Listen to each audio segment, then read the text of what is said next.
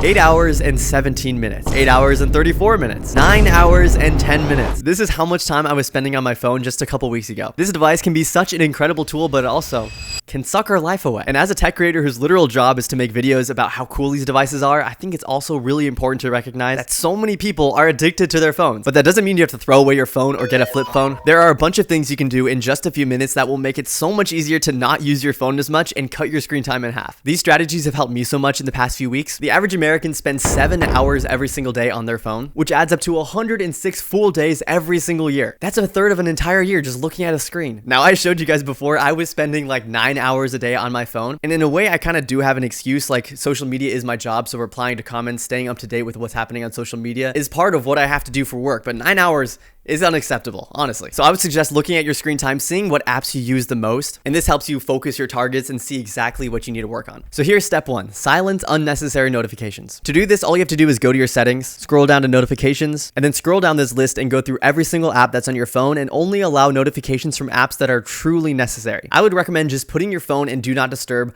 all the time. This way, your phone's not going to be shouting at you all day. When you want to see a notification, you pick up your phone and you look for it. For me, I still want actual notifications from people like my parents, my siblings. So by going into settings, clicking focus, going to do not disturb, you can select people that you always want to allow notifications from, even if you are in do not disturb mode. You guys might have noticed this, but over the years, social media apps have changed their icons to be more bright, colorful, and vibrant. And this is because when something's bright and colorful, it just looks more appealing. We want to click on that app. So one way to completely cut that problem out is by turning your phone in grayscale. This also just makes your phone look overall more boring and you're less likely to want to use it. To do this, all you have to do is go to settings, scroll down to accessibility, go to display and text size, scroll down to color filters, and then turn that on and you'll have to select grayscale. This way, everything in your phone is black and white and it kind of just evens the playing field. Not everything is screaming at you to click on it, but that still might not stop you from impulsively picking up your phone and scrolling on social media. So this next part is probably the strongest strategy that has helped me to lower my screen time massively. And it's not throwing away your phone. It's not deleting social media. It's something I like to call the speed bump theory. There have been studies done on drug addicts that show that making it hard to access their drugs quickly and easily lowers their impulsiveness to use the drug on a whim because they know it's harder to get. And this helps them eventually quit those drugs that they were addicted to. So while this isn't fentanyl or heroin, I think the same principle can apply to our phones and social media. So the way I've been able to put a speed bump between me and social media is by using this one app called ClearSpace. Now, this isn't sponsored. I think I've talked about them once before on this channel, but ClearSpace is an app that basically forces you to wait 15 seconds before you open any social media app. It has you do a breathing exercise, but I just kind of look at it as a timer. And this gives you time to really think about your decision. Are you impulsively opening TikTok just to flood your brain with information? Or are you actually going there to use it as a tool? Once that timer is up, you can click use app. And from here, you can select how long you want to actually use the app. So this will stop you from subconsciously picking up your phone and opening social media. But since content creation is my job, there are times where I need to have unblocked access to social media quickly and fast. So in ClearSpace, there's a feature where you can set a block of time where there aren't any limitations on the apps you've chosen. You can have direct access to them and use them without any restrictions. So far in using this app, it's very well designed, very well built. It's never glitched out on me before. So I definitely recommend it to anyone who's trying to win this battle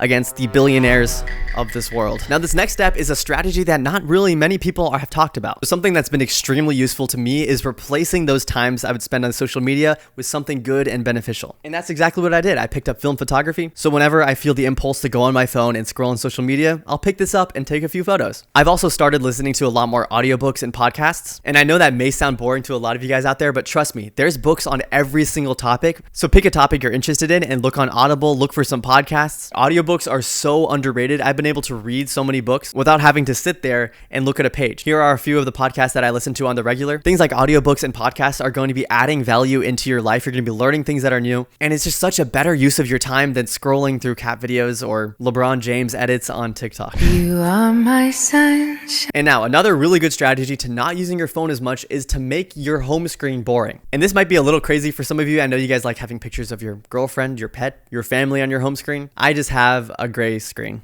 on my home screen. Kind of depressing, but hey, it makes me use my phone less. Also, what I've done is utilize the widget feature to my advantage. So I placed 4 of the apps I want instant access to on my phone without having to swipe up and see all the other apps and notification badges on my home screen. So on my home screen, I have Google, Spotify, Snapchat Camera, and the weather app. I have Google here just in case I want to search something up really quickly. Spotify so I can get really fast access to my music. Snapchat Camera because it's a goal of mine to post more on my public Snapchat story. And then the weather app to see the weather. This helps me avoid even being tempted by the Instagram, TikTok, or YouTube apps. I can bypass them and go straight to the apps that I really, really need. Now, this next strategy I haven't done yet, but I think I might. Some of the very first smartphones, you didn't have Face ID, you didn't have a fingerprint scanner, you would have to swipe up and type in your password. But now today we're kind of spoiled. All we have to do is look at our phone and it unlocks for us. But I think a really good way to stop impulsively picking up your phone would be to disable Face ID and make your password something really long. This is the speed bump theory in action again. So every time you pick up your phone, you have to swipe up and enter like a 9-digit passcode just to get in. This gives you time to think about your decision and think about what you're actually going to intentionally use your phone for. But for someone who's very, very serious about lowering their screen time and being able to have more time to enjoy life, you can thank me for that one.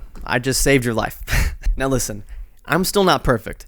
Even with ClearSpace, even with the speed bump theory in action, there are times where I still impulsively pick up social media and scroll TikTok for an hour. So at the end of the day, it really has to be you and your decision to not use social media as much. Yes, all of the things I shared in this video will help you so much, will make it much easier to not use your phone, but it's gonna be up to you. You're gonna have to make the decision, and I promise you will be so much happier, you will have so much more energy, your sleep will be better, you'll be actually living life. And think about it this way, when you're 80 years old, you're not gonna look back in your life and think, oh, I should have scrolled TikTok more. I should have watched a few more YouTube videos. You're gonna wish you spent more time with family. You're gonna wish you did more extracurricular activities. You're gonna wish you lived life more. A lot of you guys are around my age, so the habits that we're forming right now are gonna be the habits that we have for the rest of our lives. So I strongly encourage all of you to take some steps to at least lower your screen time a little bit. That's it for today's vlog / video. This is just something that's been on my heart and I wanted to share these helpful tips with you guys. If this helps at least one person, that's good enough. This video is worth it then. It would make me really happy to have you guys try these strategies for a week and then come back to this video and comment down below and let me know how it went. Since the vlog channel is such a tight-knit community, I read almost every single comment, so feel free to let me know your thoughts down below. That's it for today. I will see you guys in the next video.